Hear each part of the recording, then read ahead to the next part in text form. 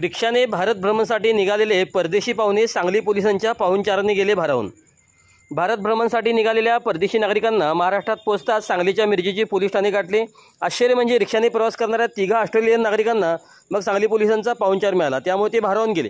केरळहून राजस्थानच्या जैसलमेरकडे प्रवास करताना महाराष्ट्राच्या हद्दीत आल्यावर मिरजेत वाहतूक पोलीस कर्मचाऱ्यांच्याकडे 3 ऑस्ट्रेलियन नागरिकांनी वाहतूक नियमांची विचारपूस केली। यावर पोलिसांनी त्यांचा आदरातिथ्य राखण्यासाठी त्यांची रिक्षा थेट शहर पोलीस ठाण्यामध्ये नेली।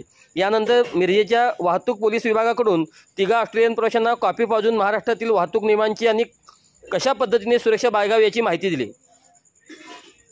मिरज पोलिसांचा सर्व पाहुणचार अनुभवून परदेशी नागरिक भारावून गेले। पोलीस ठाण्यात जाताना सुरुवातीला काहीसे दडपण आले, मात्र पोलिसांचे आदरातिथ्य पाहून समाधान वाटल्याची भावना झाल्याची सर्व परदेशी पाहुण्यांनी व्यक्त केली। एमा ऑस्ट्रेलियन नागरिक सुनील गिड्डे, पोलीस निरीक्षक वाहतूक पोलीस मिरज यांच्याकडून हा पाहुणचार करण्यात आला। Okay, so we got pulled over by a traffic officer. We were feeling very nervous, but then we got taken into the station and we were given some coffee and actually felt quite at ease in the end, and everyone's been really nice to us. The hospitality has been very nice. Very good hospitality, thank you. Thank you, Good. नमस्कार।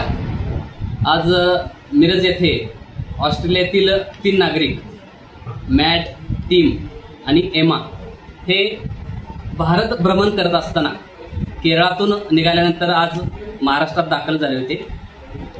आज सकाळी हे 3 नागरिक मिरज येथे दाखल झाल्यानंतर महाराष्ट्रातील वाहतुकीची माहिती घेण्यासाठी त्यांनी वाहतूक शाखेशी संपर्क साधला। हे 3 नागरिक केरळ येथून प्रवास करून पुढे जैसलमेर राजस्थान येथे जाणार आहेत। दरम्यान वाहतूक शाखा मिरज येथे आल्यानंतर या नागरिकांना वाहतुकीचे नियम याबद्दल माहिती देण्यात आली। तसेच दारू पिऊन वाहन चालवू नये, कोणतेही एक्सप्लोजिव्ह गाडीमध्ये ठेवू नये, तसेच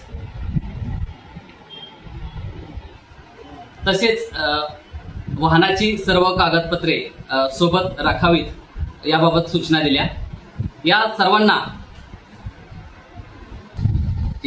सर्वांना वाहतुकीची सर्व माहिती दिल्यानंतर सर्वांनी महाराष्ट्र पोलिसांचं आभार व्यक्त केलं। तसेच आम्ही देखील त्यांना पुढील प्रवासासाठी शुभेच्छा दिल्या।